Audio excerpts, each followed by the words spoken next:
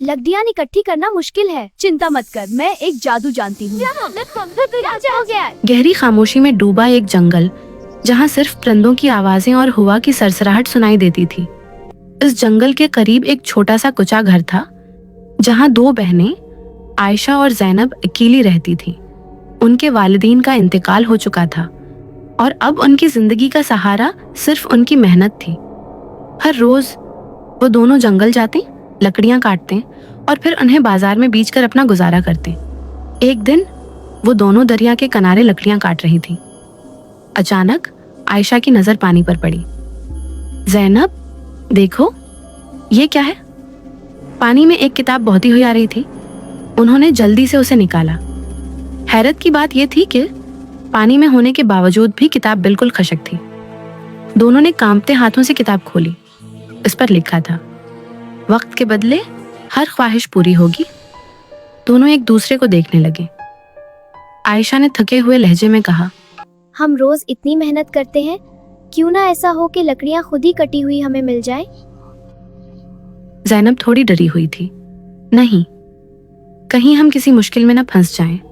लेकिन फिर दोनों ने हिम्मत की और किताब के सामने कहा, हमें कटी हुई लकड़ियां मिल जाएं। अचानक उनके सामने लकड़ियों का ढेर नमूदार हो गया। दोनों खुशी से उछल पड़े। अब उनकी जिंदगी बदलने लगी। लकड़ियां खुद मिलने लगी, पैसा ज्यादा आने लगा। एक दिन थिकन से चोर होकर आयशा बोली, आज तो बहुत थक गई हो। काश ऐसा हो कि खाना खुद ही आ जाए।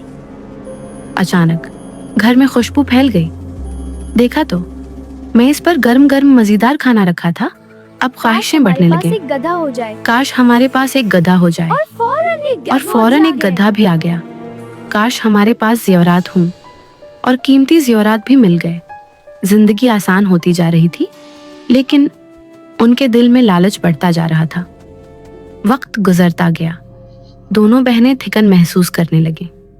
आयशा ने कहा, काश हमारे पास एक बड़ा सा महल हो ताकि हम आराम कर सकें। और फिर एक शानदार महल उनके सामने खड़ा था।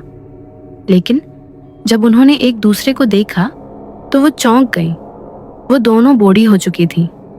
अब उन्हें समझ आया, हर ख्वाहिश के बदले उनकी उम्र कम होती जा रही थी। दोनों के हाथ कांपने लगे।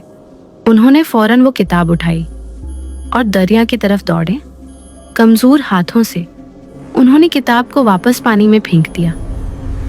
जैसे ही किताब पानी में गिरी, एक रोशनी सी फैली और अगले ही लम्हे दोनों बहनें दोबारा जवान हो चुकी थीं। वो एक दूसरे को देखकर मुस्कुराएं। अब उनके दिल में एक ही बात थी, मेहनत की कमाई ही असल खुशी है। लालच इंसान को अंधा कर देता है और आसान रास्ते हमेशा नुकसान देते हैं।